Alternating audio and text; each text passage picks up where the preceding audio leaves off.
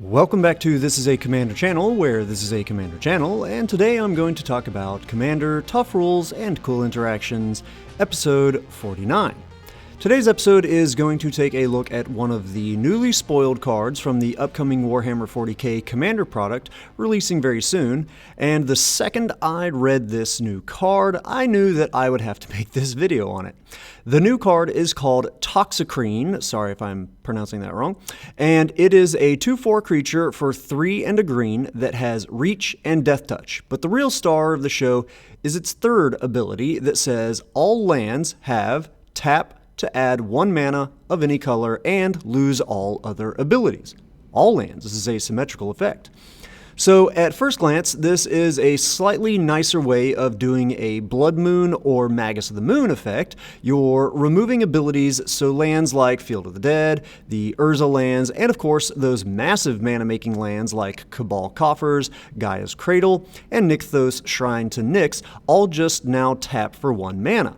But it doesn't totally lock those players out if they're in multicolor and only let them pay red mana for their spells and abilities. I really love this card as I'm working on my first ever 5-color commander deck, and this is just great for fixing my colors. But now on to why this card is going to be confusing for so many players.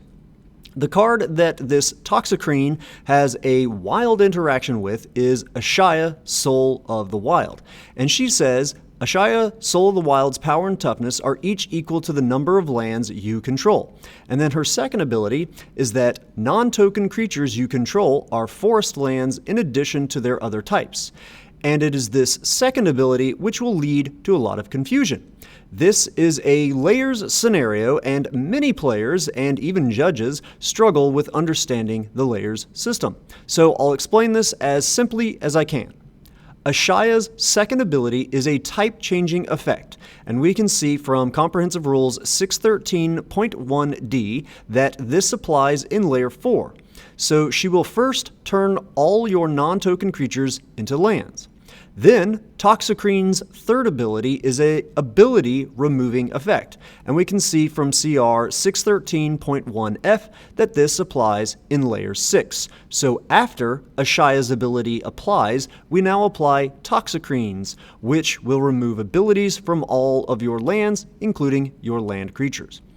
There's more though, because now that they've lost their abilities, that includes Ashaya's CDA, characteristic defining ability, that sets her power and toughness that Comprehensive Rules 613.1g says applies in Layer 7. Therefore, her power toughness will be undefined, or basically, she's a 0/0 creature.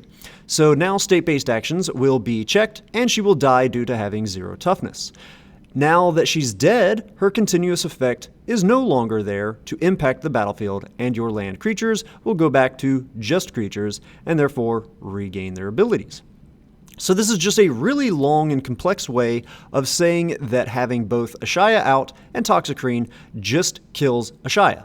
Like I said though, this can get a bit more interesting because anything you do to increase your Ashaya's toughness will allow for her to stick around. For example, if she has a +1/+1 counter on her, then that applies also in the later part of Layer 7. So in that case, she would stick around and your land creatures will continue to have no other abilities until either the Ashaya or the Toxicrene are dealt with.